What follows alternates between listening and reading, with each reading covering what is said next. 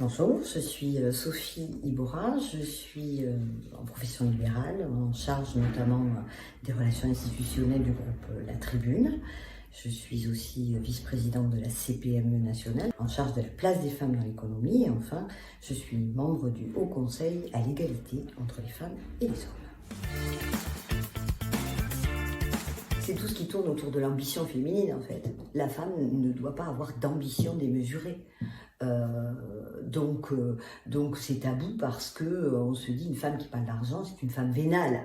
Bon, on le dit rarement d'un homme, hein, qu'un homme est vénal. On dit que c'est une femme qui est vénale. Donc voilà. Donc c'est tous ces espèces de trucs qui sont rentrés quand même dans nos cerveaux depuis des générations et des générations et des générations, qui font que aujourd'hui, dès qu'une femme parle d'argent, c'est suspect. J'ai commencé à investir assez tard finalement. Parce que, pour la simple et bonne raison qu'en fait, autant je pense que l'argent est un facteur, est un vecteur de liberté, autant le fait d'investir quelque part, finalement, me donnait le sentiment qu'on allait me priver d'une certaine liberté. Je m'explique, c'est-à-dire de dire, bon, j'ai monté des boîtes dans ma vie, donc le risque, je l'ai connu dans ma vie, ça a été ma vie professionnelle et justement on peut dire quand on a la culture du risque, qu'on est entrepreneur, on peut avoir la culture du risque de l'investissement. Ben moi c'est le contraire qui se passait, c'est parce que j'avais une vie risquée, parce que j'étais entrepreneur et que du jour au lendemain ça pouvait ne pas marcher, que j'avais un peu de mal à investir parce que je me disais si ça marche pas, il faut que j'ai de l'argent disponible, etc. Il y a un rapport de liberté et pas de liberté, ou de cette conception qui est probablement fausse, de dire si j'investis, je me prive d'une certaine liberté de disposer de mon argent à tout moment.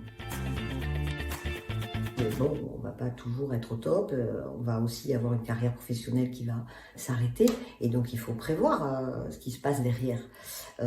Mais quand on a 20, 30, même 40 ans, on ne pense pas à ça. On a envie de vivre le moment présent. C'est après qu'on commence à y penser, et c'est après que j'ai commencé à investir.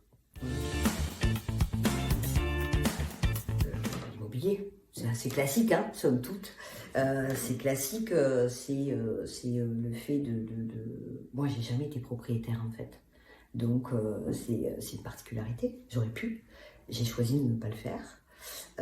Justement pour ce sentiment de liberté, de pouvoir bouger, de ne pas être enfermé avec un crédit à vie sur 25 ans, voilà, ça des choses la peur de l'engagement finalement.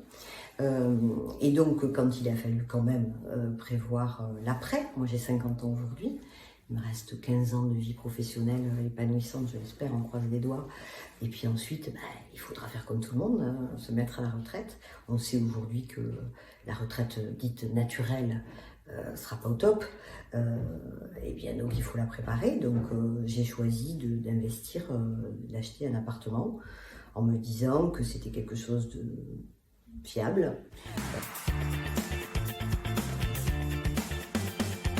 Encore une fois, ça dépend de ce que vous mettez, où vous mettez le curseur de la liberté et de l'autonomie en fait. Donc si l'autonomie d'une femme c'est de dire vous êtes en couple, ça ne fonctionne pas. Vous voulez partir, vous voulez vous séparer, vous n'avez pas les ressources pour pouvoir partir au moment où vous voulez partir, là il y a un vrai problème. C'est ça l'autonomie financière. Ensuite, la liberté financière, où est-ce que vous mettez le curseur? Encore une fois, il y en a, leur liberté financière, ils vont mettre le curseur à si je ne pars pas dans un hôtel 5 étoiles et si je ne passe pas mes vacances à Saint-Tropez sur un yacht, je n'ai plus de liberté financière. Et chacun, je crois, a son curseur. Moi, la liberté financière, c'est le moyen de pouvoir faire des choix. Ça ne veut pas dire que c'est le moyen de tout faire. Bien sûr que non. Mais en tout cas, les choix importants de ma vie, c'est ça la liberté financière. Cet argent est le moyen de pouvoir faire des choix.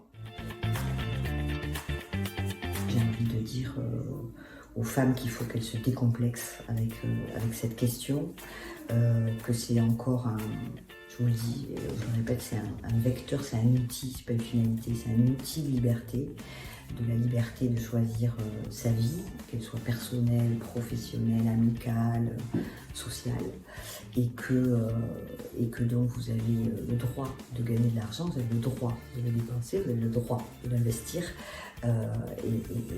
Voilà, liberté.